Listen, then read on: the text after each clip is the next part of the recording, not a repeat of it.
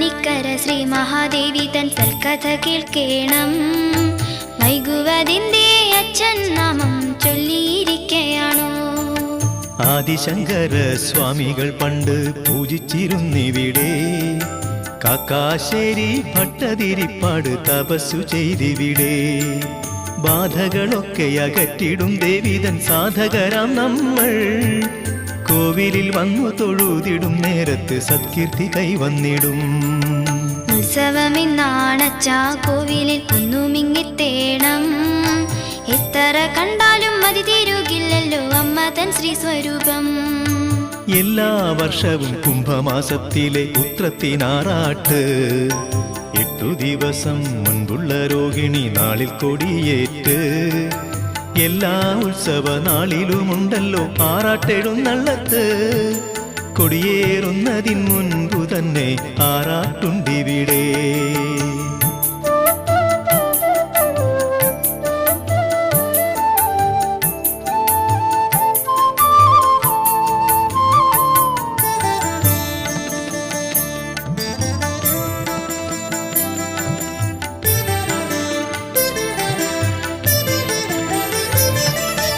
എങ്ങനെയാണതു ചൊല്ലൂ അച്ഛ, കൗതുകമാണല്ലോ.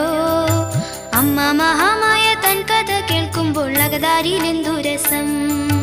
കിഴക്കേ കളത്തിലെ ആദ്യത്തെ ആറാട്ട് കഴിഞ്ഞതിൽ പിന്നെയല്ലോ കൊടിയേറ്റത്തിൻ സത്കർമ്മമെല്ലാം ആരംഭിച്ചിടുന്നത്. പറയെടുപ്പിന് ഭഗവതിയോടൊത്ത് മറ്റൊരാനപ്പുറത്ത് ശാസ്താവും കൂടി ഗമിക്കുന്ന കാഴ്ചയും ഏറെ വിശിഷ്ടമല്ലോ. 8 കുളത്തിലും ആറാടിയെത്തുന്ന ദേവിയെ കാണാനായി ദേവകളൊക്കെയും എത്തുമോ അച്ഛാ, കേൾക്കട്ടെ ഉണ്ണിമായ. ആറാടുമ്പോൾ ആനന്ദസാന്ദ്രമായി ബ്രഹ്മണി പാട്ടുണരും.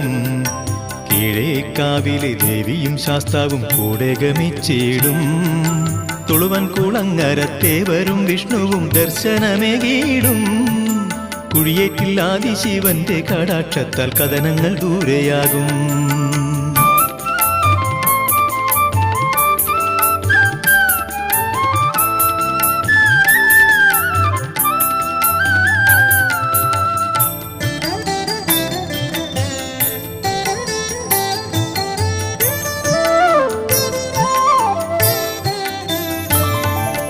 ഭോഗേന്ദ്രൻ എന്ന ആചാര്യനെ പറ്റി ചൊല്ലുമോ എന്നച്ചാ?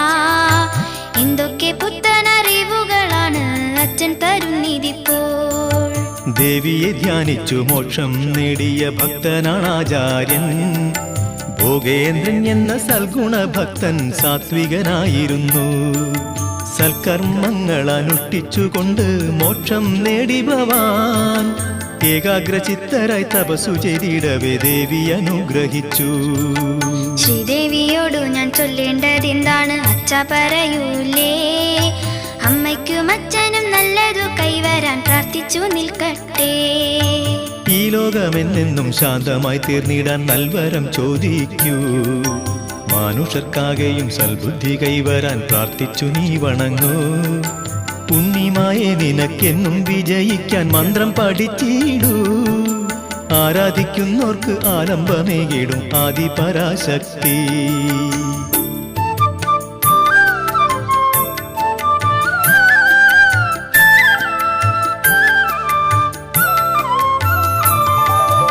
അച്ഛാ, എന്നുടെ കൊച്ചു മനസ്സിനു പിന്നെയും സംശയങ്ങൾ.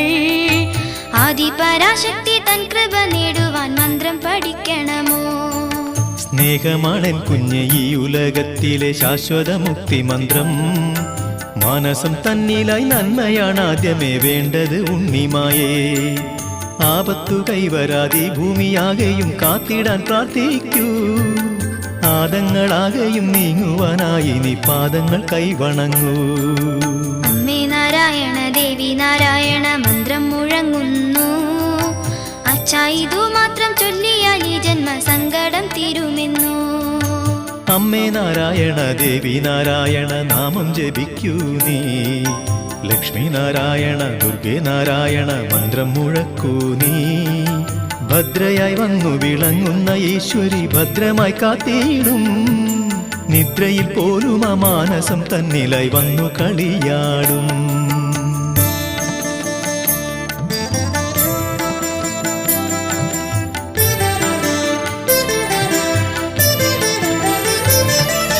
യക്ഷിയുടെ കഥ ചൊല്ലിയില്ലല്ലോ, അച്ഛൻ മറന്നുപോയോ? അച്ഛൻ പറയുമ്പോൾ അക്കഥ പോലും ഏറെ മധുരമല്ലോ. തോട്ടറ ദേശത്തെ അക്കരെ കണ്ടാര പള്ളിയെന്നു പറഞ്ഞാൽ ദേശപ്രസിദ്ധമാം ഇല്ലങ്ങളിലൊന്ന് ആയിരുന്നു പണ്ട്. ഇല്ലത്തെ കാരണോർ സുന്ദരനായൊരു യുവാവായിരുന്നു. ഗുപ്തൻ നമ്പൂതിരി എന്നായിരുന്നു കാരണോരുടെ പേര്. ഗുപ്തനെയാണോ യക്ഷി പിടിച്ചത് ചൊല്ലുകില്ലേ അച്ഛാ? എങ്ങനെയാണത് അക്കഥ കേൾക്കാൻ മോൾക്കു തിടുക്കമായി. പണ്ടൊരു നാളിൽ ഗുപ്തൻ നമ്പൂതിരി കഥകളി കാണാൻ പോയി. തൃപ്പൂണിത്തുറ ഇല്ലത്തേക്കുള്ള യാത്രയുടെ മധ്യേ തൂവെള്ളച്ചേലയണിഞ്ഞുകൊണ്ടൊരു നല്ല സുന്ദരി പ്രത്യക്ഷയായി. കഥകളി കാണുവാൻ കൂടെ വരട്ടെന്ന് ചോദിച്ചു ഗുപ്തനോടായി.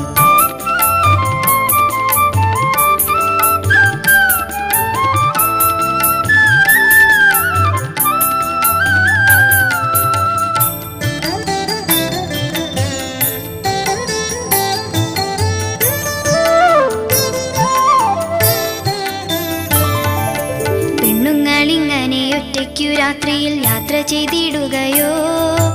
അയ്യോ, ഇതു സാക്ഷാൽ യക്ഷിയല്ലേ അച്ഛ, എന്തു ചെയ്തു ഗുപ്തൻ? സുന്ദരിയായൊരു സ്ത്രീയെയും കൂട്ടി ഗുപ്തൻ യാത്രയായി. കുശലങ്ങൾ ചോദിച്ചു കാതങ്ങളേറെ ഇരുവരും യാത്ര ചെയ്തു. രാവുമയങ്ങി ഇരുളു നിറഞ്ഞു രാപ്പാടി പാട്ടുമൂളി.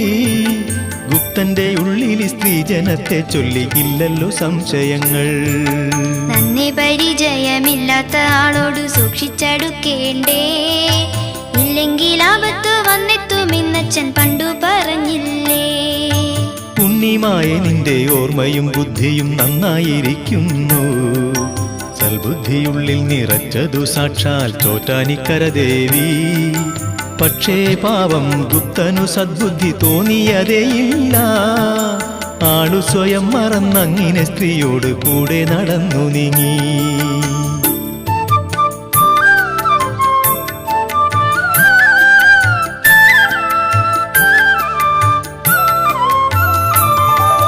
യക്ഷിയുടെ പേര് എന്തായിരുന്നച്ച, ഒന്നു പറയാമോ?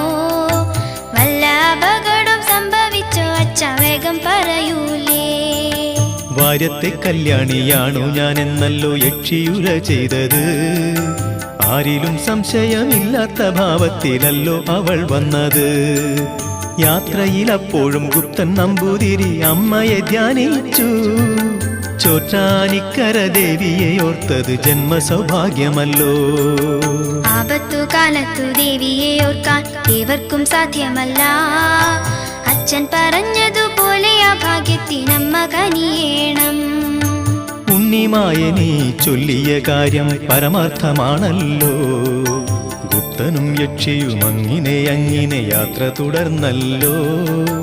യാത്ര മധ്യേ കണയന്നൂർ കോവിലകത്തിനടുത്തുള്ള കോശപ്പള്ളി നമ്പൂതിരിയുടെ ഇല്ലത്തു പോയി ഗുപ്തൻ. ഷിപുരത്തങ്ങു നിന്നുവല്ലേ അച്ചാളുമിടുക്കൽ